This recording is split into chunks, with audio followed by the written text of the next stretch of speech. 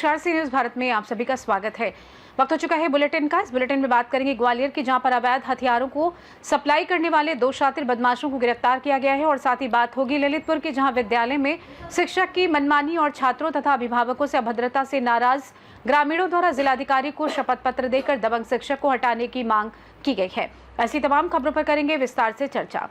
ग्वालियर शहर की पुलिस ने बड़ी कार्रवाई करते हुए अवैध हथियारों को सप्लाई करने वाले 2 शातिर बदमाशों को गिरफ्तार किया है। इनमें एक बदमाश अंकित तोमर मुरैना के अंबा का रहने वाला है, जबकि दूसरा गुलाब कोली जिले के बेहट इलाके का रहने वाला बताया गया है। दोनों के आपराधिक रिकॉर्ड हैं। दोनों की लोकेशन पिछले कुछ समय से बड़वानी जिले में थी। संभावना है कि ये लोग सिकलीगरों से अवैध हथियार बनवाकर ग्वालियर चंबल संभाग में इन्हें सप्लाई करते थे। पुलिस ने उनके कब्जे से 8 पिस्टल और कट्टे बरामद किए हैं। इसके अलावा मैगजीन और 1 राउंड भी बरामद किया गया है। दरअसल क्राइम ब्रांच पुलिस और गोला का मंदिर पुलिस को सूचना मिली थी कि सरला फार्म के पास 2 लोग अवैध हथियारों की सप्लाई के लिए आए हुए हैं। इस सूचना पर उनकी घेराबंदी की गई और दोनों बदमाश को अंकित तोमर और गुलाब कोहली को गिरफ्तार कर दिया गया। तलाशी लेने पर उनके कब्जे से हाथ देसी पिस्टल बरामद हुई। पुलिस का कहना है अब दोनों आरोपियों का रिमांड पर लेकर पूछताछ की जाएगी और उनके ग्वालियर चंबल संभाग के अलावा और कहां अवैध हथियारों के तस्करों से संबंध है, इसके बारे में पता लगाया जाएगा। आरोपियों के कब्जे से करीब 1.5 लाख से ज्यादा काम मशरूम का बरामद हुआ है। देखिए, आज ग्वालियर क्राइम ब्रांच और थाना प्रभारी गोला मंदिर की संयुक्त टीम के द्वारा इलीगल फायर आर्म्स के अगेंस्ट में एक बड़ी कार्रवाई की गई है। विगत दिनों से लगातार ये सूचना मिल रही थी कि कुछ पुराने क्रिमिनल्स हैं जो इस प्रकार के अवैध हथियारों की तस्करी में शामिल हैं।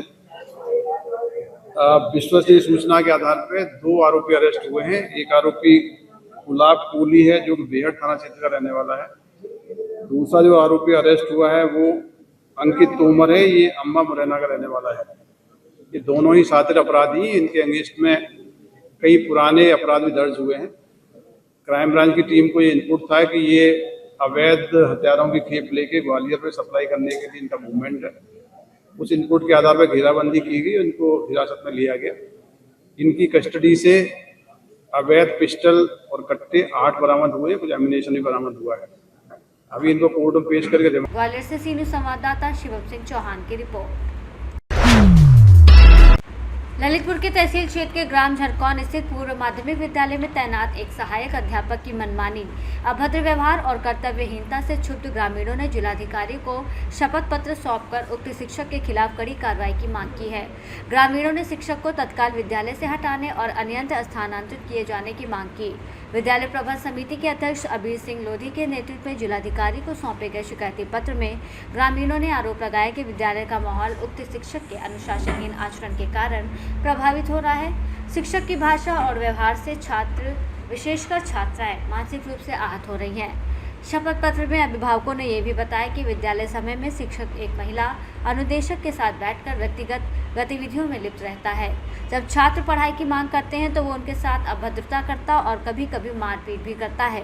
ग्रामीणों ने बताया कि उक्त शिक्षक के खिलाफ पूर्व में भी कई बार शिकायतें की जा चुकी हैं, लेकिन कोई ठोस कार्रवाई नहीं हुई है। अंततः अब ग्रामीणों ने जिलाधिकारी से उक्त शिक्षक के विरुद्ध कठोर विभागीय कार्रवाई कर उसे अन्यत्र स्थानांतरित करने की मांग की है। नाम है आपका? राजेश विश्वकर्मा। कहाँ से आए हैं? झरकौन ग्राम। क्या मामला लेके आए थे? शिक्षा का मामला है। हमारे यहाँ जो टीचर जाते हैं रवि कांत ताम्रकार, वो मनमानी करते हैं, पढ़ाते नहीं है। खाना में पूरी तरह से खिचड़ी मिलती है और उसको चावल साफ नहीं रहता है। और बिल्कुल आए दिन जाते हैं तो बच्चों की शिकायत भी आती है कि माँ सब कभी पढ़ाते नहीं हैं और सब पूरे स्टाफ को भड़काते हैं, तुम भी नहीं पढ़ाओ, एक जगह बैठे रहते हैं। उनके अलावा कितने टीचर और हैं वहाँ? उनके अलावा 4 टीचर और हैं। शिकायत केवल उन्हीं से है? उन्हीं से है। इनकी शिकायत आपने संबंधित अधिकारी जो BSA होते हैं उनसे की है? की है। क्या आश्वासन मिला वहाँ से? आश्वासन मिला, जांच कमेटी गई, 2 बार जांच हुई, फिर भी उसका कुछ निष्कर्ष नहीं निकला। आज कहाँ आए? आज हम DM साहब के यहाँ आए। क्या यहाँ पर आश्वासन क्या मिला? आश्वासन DM साहब वो ले गए, हमारी समस्या का समाधान ले गए, बोले आपका हो जाएगा काम, ऐसा बोल के गए। कौन सा ब्लॉक है ये आपका? बिरदा है जी। ललितपुर से सी न्यूज संवाददाता विकास सोनी की रिपोर्ट। आम आदमी पार्टी के बरेली गेट स्थित जिला कार्यालय में एक अहम प्रेस कॉन्फ्रेंस का आयोजन हुआ, जिसमें चेयरमैन पति मामून शाह खां और पार्टी के प्रदेश प्रवक्ता फैसल लाला ने संयुक्त रूप से मीडिया को संबोधित किया। इस अवसर पर रुहेलखंड प्रांत के अध्यक्ष मोहम्मद हैदर भी मंच पर मौजूद रहे। हाल ही में रामपुर में हुई भारी बारिश के बाद जलभराव की गंभीर समस्या को लेकर जनता में नाराजगी देखी गई थी। इसी संदर्भ में फैसल लाला ने जनता से माफी मांगते हुए कहा था कि हमें अफसोस है, हम रामपुर को एक अच्छा चेयरमैन नहीं दे सके। मामून शाह ने बताया कि रामपुर में पहले चौड़े और कच्चे नाले थे, लेकिन पूर्ववर्ती प्रशासन ने उन्हें पक्का और संकरा कर दिया, जिससे जलभराव की स्थिति बनी। उन्होंने विशेषज्ञों की मदद से समाधान निकालने की बात भी कही। रुहेलखंड अध्यक्ष मोहम्मद हैदर ने ऐलान किया कि 2 अगस्त को लखनऊ के इको गार्डन में पार्टी स्कूलों को बचाने के लिए प्रदर्शन करेगी। उन्होंने कहा कि ये लड़ाई सड़क से संसद और सुप्रीम कोर्ट तक लड़ी जाएगी। फिर किसी और संस्था की हो, बेरोजगारी उससे फैली है, इसमें कोई शक की बात नहीं है। 40-40, 50-50 साल पुराने दुकानदार आज जमीन पर आ गए हैं। ऐसा नहीं होना चाहिए था, लेकिन नगर पालिका ने प्रॉमिस किया है कि हम सभासदों की एक मीटिंग बुलाकर बोर्ड में प्रस्ताव पास कराकर किसी नई जगह पर उन लोगों को दुकानें बनाकर देंगे। जैसे कि बापू मॉल के अंदर भी दुकानें बहुत सारी खाली पड़ी हैं, तो उनके लिए ये प्रपोजल भी है कि वो बापू मॉल के अंदर दुकानें ले सकते हैं। प्रायोरिटी पर उन लोगों को दुकानें दी जा सकती हैं जिनकी दुकानें तोड़ी गई हैं। तो उस विषय पर भी पॉजिटिवली चर्चा हुई है और मुझे लगता है कि जल्द उन लोगों को दुकानें बनाकर दी जाएंगी जिनकी दुकानें कितना जबरदस्त है, कैसे दे देगा गरीब आदमी। वो प्रीमियम के जिम्मेदार भी पूर्व के नगर विकास मंत्री आजम खान साहब हैं। लाला साहब हमारे रामपुर के पार्टी के वरिष्ठ समाज सेवी और रामपुर नगर पालिका चेयरपर्सन के हमारे पति भाई मामून शाह खां और आसिफ भाई जो हमारी प्रांतीय कार्यकारिणी में सदस्य हैं, एक बहुत ही महत्वपूर्ण विषय पे हम लोग प्रेस वार्ता आज रामपुर में आयोजित कर रहे हैं। अभी 2 साल पहले रामपुर की जनता ने जिस यकीन के साथ, जिस भरोसे के साथ, जिस विश्वास के साथ रामपुर नगर पालिका में आम आदमी पार्टी को वोट किया था, सपोर्ट किया था और अरविंद केजरीवाल और संजय सिंह जी के मॉडल पे काम करने की राजनीति पे मोहर लगाई थी, उसको हम रामपुर की आवाम को शुक्रिया अदा करते हैं आपके माध्यम से। और रामपुर की आवाम से कहना चाहते हैं कि जिस यकीन के साथ उन्होंने हमें वोट किया था, हम रामपुर को उसी यकीन के साथ रामपुर में काम करेंगे। जो व्यवस्थाएं रामपुर में अभी देखने को मिली है, क्योंकि पूर्व की सरकारों ने जिस प्रकार से रामपुर के साथ भेदभाव किया और अभी लगातार प्रदेश में जो सरकार है भारतीय जनता पार्टी की, वो रामपुर के साथ भेदभाव कर रही है, उससे कहीं ना कहीं नगर पालिका को 2-4 होना पड़ रहा है। और मैं पूरे यकीन के साथ कहना चाहता हूं आप लोगों के माध्यम से कि हमारे पूरी टीम रामपुर की, चाहे फैसल भाई हो चाहे मामून भाई हो, रामपुर को नंबर 1 नगर पालिका बनाने में अपने पूरी टीम के साथ योगदान देंगे। जिस प्रकार से जलभराव की समस्या क्योंकि पूर्व में चली आ रही है, और ये खाली रामपुर की समस्या नहीं है, ये उत्तर प्रदेश में लगातार सभी शहरों की समस्या है, क्योंकि पूर्व की सरकारों ने उस पर ढंग से काम नहीं किया, सीवेज पे काम नहीं किया। उस समस्या से निपटने के लिए हमने लगातार बात की, दोनों लोगों के साथ बैठे और मामून भाई इस पर अच्छे से काम कर रहे हैं, आपको भी ब्रीफ करेंगे। रामपुर से सीवी संवाददाता साजिद खान की रिपोर्ट। उत्तर प्रदेश के संत कबीर नगर जिले में समाजवादी पार्टी की महिला सभा ने प्रदेश सरकार के फैसलों के खिलाफ मोर्चा खोल दिया है। महिला सभा की जिला अध्यक्ष जयंतीरा यादव के नेतृत्व में दर्जनों महिला कार्यकर्ताओं ने जिलाधिकारी कार्यालय का घेराव किया और राज्यपाल के नाम ज्ञापन सौंपते हुए जोरदार विरोध प्रदर्शन किया। ये विरोध प्रदेश सरकार द्वारा सरकारी स्कूलों के मर्जर और रसोइयों की छटनी के फैसलों को लेकर किया गया। जयंतीरा यादव ने इस फैसले को शिक्षा के अधिकार का खुला उल्लंघन बताया। उनका कहना है कि सरकार जबरन स्कूलों का विलय कर रही है और वर्षों से कार्यरत रसोइयों को हटाया जा रहा है, जिससे गरीब बच्चों के भविष्य पर सीधा हमला हो रहा है। उन्होंने चेतावनी दी कि यदि सरकार ने समय रहते अपना फैसला वापस नहीं लिया तो समाजवादी पार्टी की महिला सभा बड़ा आंदोलन करेगी, जिसकी पूरी जिम्मेदारी प्रशासन और सरकार की होगी। इस दौरान प्रिय पाठक आदि लोग मौजूद रहे। सरकार को कुछ दिखाई नहीं दे रहा है। ये पाठशाला जो है सरकारी गांव-गांव के बंद कर दे रहे हैं। अमीर के जो पैसे कमा रहे हैं सब प्राइवेट में भेज रहे हैं, और जो गरीब जिसको कोई कुछ नहीं, उनके बच्चे कैसे कहाँ जाएंगे, वो तो निरक्षर रह जाएंगे। और बताइए 2-2 किलोमीटर पर एक पाठशाला चालू रहेगा, जो गरीब के बच्चे कैसे ठंडी बरसात में पैदल जाएंगे वहाँ। और जो रसोइयाँ हैं गरीब की, जो विधवा हैं बेचारी, वो 2000 पर नौकरी कर रही हैं, उनका खर्चा चल रहा है, उनके बच्चे उस स्कूल में पढ़ रहे हैं, वो सब कहाँ जाएंगे सब लोग। इसके पहले भी आप लोगों ने ज्ञापन दिया था। विद्यालय बंद हो रहा है और उसकी जगह मधुशाला खोल रहे हैं, अब आप बताइए, जो पिछड़े दलित अल्पसंख्यक के बच्चे हैं, गरीब बच्चे हैं, वो कहाँ से पढ़ पाएंगे? उनके पास इतनी पूंजी नहीं है कि वो प्राइवेट स्कूलों में पढ़ा सकें। और सरकार स्कूल बंद कर रही है। रसोई जो चला रही हैं महिलाएं, काफ़ी दिनों से जो खाना बनाती है वहाँ, उनका भी घर उसी से चलता है। और एक मुद्दा ये भी है, हमारी जो सांसद हैं, महिला सांसद हैं किराना से इकरा हसन जी, उनके खिलाफ एक एडीएम द्वारा बदतमीजी की जाती है। उसके संदर्भ में भी हम लोग ये चाहते हैं कि कार्रवाई हो। अगर कार्रवाई नहीं होगी तो एक महिला के खिलाफ आपने बोला है और सरकार इसमें चुप्पी साधी हुई है। हम महिलाएं चुप नहीं बैठेंगे और सरकार को मुंहतोड़ जवाब देंगे, क्योंकि आज हमारी महिला सांसद जो इकरा हसन जी हैं, उनको इतनी अभद्र भाषा बोली गई है और एक करनी सेना के जो हैं उनके द्वारा भी अभद्र भाषा बोली गई है। आप बताइए, अगर उनकी बहन बेटियों को अगर बोला जाएगा तो उनको कैसा लगेगा?